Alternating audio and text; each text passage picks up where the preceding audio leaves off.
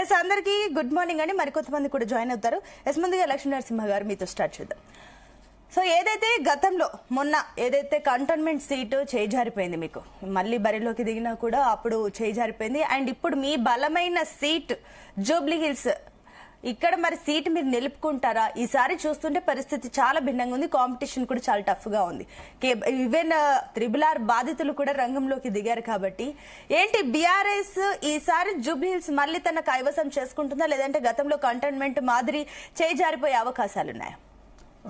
ముందుగా జీ తెలుగు ప్రేక్షకులకు నమస్కారం అండి. ఈరోజు ఏదైతే జూబ్లీ హిల్స్ ఉప ఎన్నికలు జరుగుతున్నాయో, ఖచ్చితంగా జూబ్లీ హిల్స్ ఉప ఎన్నికలలో బీఆర్ఎస్ పార్టీ ఖచ్చితంగా ఆ యొక్క సీటును కైవసం చేసుకుంటుంది. ఎందుకు చెప్తున్నానంటే, ఈరోజు రాష్ట్రంలో ఎక్కడ చూసినా గానీ, ఏ వర్గం చూసినా గానీ, ఏ ప్రాంతం చూసినా గానీ నిరాశకు గురై దిక్కుదోచనటువంటి పరిస్థితుల ఈరోజు రాష్ట్ర వ్యాప్తంగా ఉన్నది.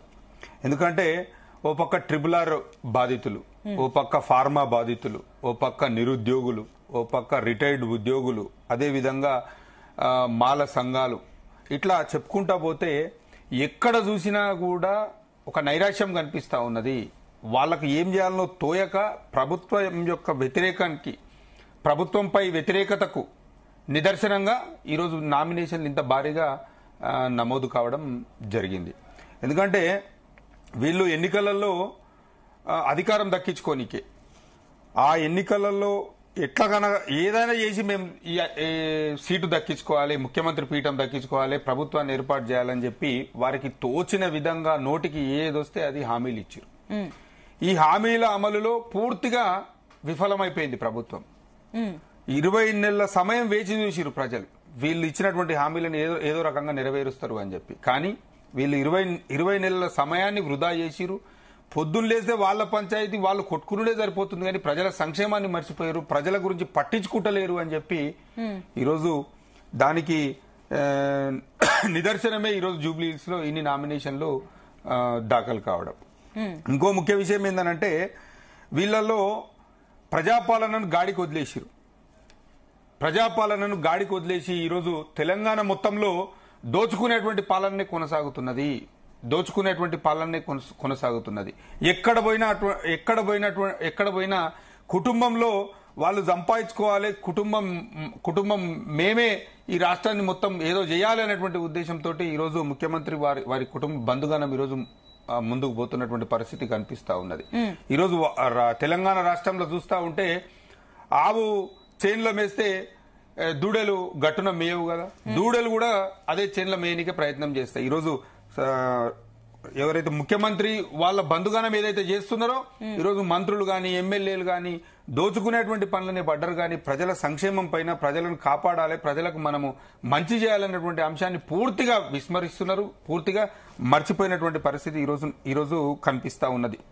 ఎందుకంటే ఈరోజు ఓ పక్క చూస్తే మంత్రులు ఉన్నారు. ఈరోజు ఏదైతే మంత్రి మండలి ఉన్నదో, మంత్రి మండలిలో ఏ మంత్రి ఎవరితోటి ఎప్పుడు కొట్లాడతాడో తెలుస్తలేదు.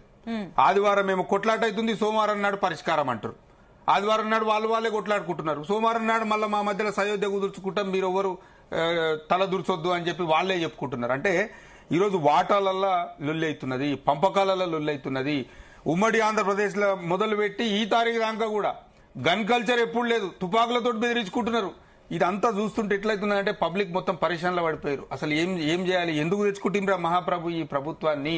తెలంగాణను 10 సంవత్సరాలు సుభిక్షంగా పరిపాలన చేసి, అన్ని రకాలుగా అభివృద్ధి చేసి ఎంతో ముందుకు తీసుకుపోతే ఈ కాంగ్రెస్ ప్రభుత్వం ఇచ్చినటువంటి దొంగ హామీలు, అబద్ధపు హామీలు నమ్మి మోసపోయి ఇలా ఓట్లేస్తే మమ్మల్ని అదో పాతాళానికి నెట్టేసినటువంటి పరిస్థితి ఉన్నది. సరే, ఇప్పుడు జూబ్లీ హిల్స్ ఉప ఎన్నికకు సంబంధించి ప్రచారానికి కేసీఆర్ కూడా రంగంలోకి దిగుతారని చెప్పేసి అంటున్నారు. ఎందుకంటే ఇప్పుడు అన్ని పార్టీలు కూడా చాలా సీరియస్ గానే తీసుకుంది కాబట్టి బీఆర్ఎస్ కూడా ఇప్పుడు ఈ విషయంలో సీరియస్ గా ఉందా? కేసీఆర్ ని కూడా తప్పకుండా అండి.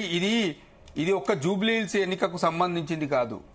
ఈ రేవంత్ సర్కారు 20 నెలల కాల వ్యవధిలో ఈ ప్రభుత్వాన్ని ఏ విధంగా మోసం చేసింది, ప్రభుత్వానికి ఇచ్చినటువంటి హామీలను ఏ విధంగా తుంగలోకి దొక్కింది అనేటువంటి అంశాన్ని ఈ తెలంగాణ ప్రజలకు, భారతదేశానికి మొత్తానికి తెలియాల్సినటువంటి పరిస్థితి ఉన్నది. కాబట్టి ఖచ్చితంగా దీన్ని చాలా ప్రతిష్టాత్మకంగా తీసుకుంటది బీఆర్ఎస్ పార్టీ. ఖచ్చితంగా మేము 100% జూబ్లీ హిల్స్ లో గులాబీ జెండా ఎగరేయబోతున్నాం. ఓకే, కేసీఆర్ వస్తున్నారన్న విషయం చెప్పలేదు మరి.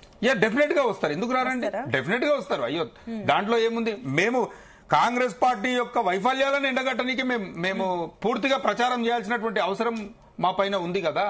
ఖచ్చితంగా వారితో పాటు అక్కడ జూబ్లీ హిల్స్ నాయకులు కానీ, అదేవిధంగా తెలంగాణలో ఉన్నటువంటి ముఖ్య నాయకులు చాలా మంది కూడా అక్కడ ప్రచారం చేయడం జరుగుతూ ఉన్నది. ఖచ్చితంగా వాళ్ళు చేసినటువంటి తప్పులను ప్రజలకు ఎత్తి చూపేటువంటి బాధ్యత మా మీద ఉన్నది. ఓకే, నేను మళ్ళీ వస్తాను. అండ్ అదే విధంగా రాజకీయ విశ్లేషకులు నర్రా విజయ్ కుమార్ గారు కూడా జాయిన్ అయ్యారు. విజయ్ గారు, గుడ్ మార్నింగ్ అండి. నమస్కారం అండి.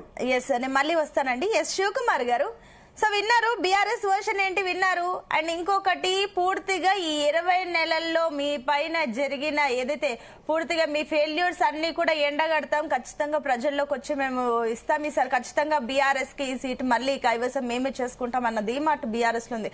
అండ్ ఇంకొక మాట, కాంగ్రెస్ గురించి మాట్లాడాలంటే కూడా అసలు కాంగ్రెస్ లో క్లారిటీ మిస్ అయిందా ఏంటి? అసలు ప్రచారానికి వస్తున్నారు మంత్రులు, మరోపక్క ఇప్పుడు ఇందాక ఏదైతే నరసింహ గారు అన్నట్లు కూడా రోడ్లపైకి వచ్చి కొట్టుకుంటున్న పరిస్థితి మంత్రులు. అక్కడే అసలు క్లారిటీ లేదు, అసలు కంట్రోల్ అంతా అసలు రేవంత్ రెడ్డి చేతుల్లోనే లేదు. కాంగ్రెస్ ప్రభుత్వం పూర్తిగా 2 రోజులకు ఒకసారి రేవంత్ రెడ్డికి అగెనెస్ట్ గా మెయిల్స్ వెళ్తున్నాయంట అధిష్టానానికి, ఈ రకంగా ఉన్నాయి, ఎవరు చెప్తే వింటారులే అన్నట్టుంది. ఏంటి మరి ఏమైతుంది ఇప్పుడు?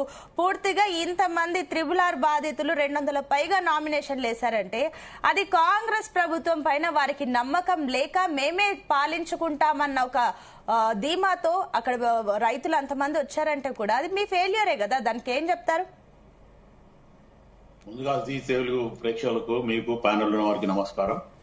ఈ జూబ్లీ హిల్స్ బై ఎలక్షన్ పరంగా ఆలోచిస్తే ఏదైతే నామినేషన్ల పర్వం నిన్న ముగిసింది, నామినేషన్ల దాంట్లో ఈ ఫార్మా వాళ్ళు కానీ, లేకపోతే మాలా సామాజిక వర్గం కానీ, లేకపోతే ఇంకోరు ఎవరైతే వేసిండ్రో రేపు విత్డ్రాకి టైం ఉంది. ఫార్మా గురించి ఆలోచిస్తే ఫార్మా ల్యాండ్లు తీసుకుంది మొదలు మాట్లాడిందంతా కూడా టీఆర్ఎస్ బీఆర్ఎస్ గతంలో.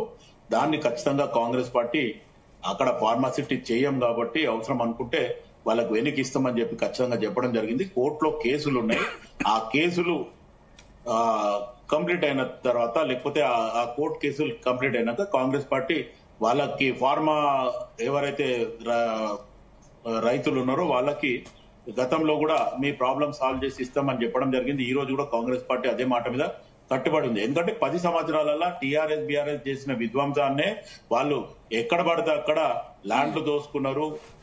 ఈ రోజు కాళేశ్వరం తీసుకున్నా అక్కడ ల్యాండ్లు కానీ, హరీష్ రావుకి ఈ రోజు ఫామ్ హౌస్ రావడం, ఇవన్నీ కూడా చాలా ఉన్నాయి. కాకపోతే టీఆర్ఎస్ బీఆర్ఎస్ నాయకులు ఈ రోజు ఖచ్చితంగా కాంగ్రెస్ పార్టీ చేశారు. కాంగ్రెస్ పార్టీలో కొంచెం స్వేచ్ఛ, ఆ మాటకు వచ్చే వరకు నేను ఒప్పుకుంటా, కొంచెం స్వేచ్ఛ అనేది గన్నులు పట్టుకొని తిరిగేంత స్వేచ్ఛ ఉన్నది మీ దాంట్లో. బ్రదర్ ఒక్క నిమిషం ప్లీజ్, నేను మాట్లాడేటప్పుడు మీరు మాట్లాడకండి, మీరు నోట్ చేసుకోండి కావాలి. అయితే టీఆర్ఎస్ బీఆర్ఎస్ లో మొత్తానికి కవిత గతంలో అడిగింది, నాయన మన దగ్గర మహిళా మంత్రులు లేరు అంటే ఈ ఉన్నోళ్ళంతా ఎవరు అన్న రకంగా అప్పట్లో కవితతోని కేసీఆర్ అన్నాడంట. అక్కడ టీఆర్ఎస్ బీఆర్ఎస్ లో మాట్లాడే అవకాశం లేకుండే ఒక షాడో ముఖ్యమంత్రి లేదంటే మీరు వేస్తున్న కమెంట్లకి ప్రూఫ్ ఉండాలండి శివకుమార్ గారు. ఇప్పుడు మీరు మొత్తం వేస్తున్న కమెంట్, ఇప్పుడు మంత్రులందరూ ఇప్పుడు ఉన్న వాళ్ళంతా ఏంటి అని అంటే మీరు ఇండైరెక్ట్ గా వాళ్ళందరినీ మహిళల కింద కన్వర్ట్ చేస్తున్నారు. నేను చెప్పింది కాదండి ఈ మాట, కేసీఆర్ స్వయాన కేసీఆర్ గారు కవితతో చెప్పిన మాట. మీకు చెప్పిండా? మీతో చెప్పిండా శివకుమార్ గారు? లేలే మీతో చెప్పిండా శివకుమార్ గారు? ఎందుకు మాట్లాడుతున్నారు ఆ మాట? లేలే తప్పు, మీరు పొరపాటు అట్లా మాట్లాడొద్దు. ఈ రోజు కాదు, మీతో చెప్పిండా? మీతో చెప్పిండా కేసీఆర్ గారు? ఆ సబ్జెక్ట్ అటు పోతే లేలే బ్రదర్ ప్లీజ్, ఒకటి ఏమంటే మీరు మాట్లాడేది ఎందుకంటే లేలే మేము చెప్తున్నాం శివకుమార్ గారు, మీరు ఒక్కటి శివకుమార్ గారు రాదని కాదు, నేను కూడా మీరు మాట్లాడేటప్పుడు నేను కూడా డిస్టర్బ్ చేస్తా, కానీ మీరు మాట్లాడేది మీరు మాట్లాడే విధానం కరెక్ట్ లేదు కాబట్టి నేను ఇన్వాల్వ్ కావాల్సి వస్తుంది. మీరు మాట్లాడేటువంటి ఏదైతే విధానం ఉన్నదో అది కరెక్ట్ గా లేదు కాబట్టి నేను ఇన్వాల్వ్ కావాల్సి వస్తుంది. మాట్లాడు, కరెక్ట్ ఉంటే నన్ను డిస్టర్బ్ చేయాల్సిన అవసరం లేదు కదా. ఇప్పుడు నువ్వు ఇన్ని మాటలు మాట్లాడినావు, మీరు పాయింట్ చెప్పండి ప్లీజ్. అయితే ఆ రకంగా గతంలో బీఆర్ఎస్ అట్లా జరిగిపోయింది. బీఆర్ఎస్ 10 సంవత్సరాలలో దళితుని ముఖ్యమంత్రి చేస్తామన్నాడు, 3 ఎకరాల భూమి ఇస్తామన్నాడు, తర్వాత 10 లక్షల రూపాయలు దళితులకు ఇస్తామన్నారు, రకరకాలుగా చెప్పిండ్రు, ప్రజలను మోసం చేసిండ్రు. ప్రతి కమిషన్ల కాకతీయాలు కానీ, లేకపోతే కాళేశ్వరంలు కానీ, ఈ కార్ రేస్లు కానీ అన్ని చేసిండ్రు.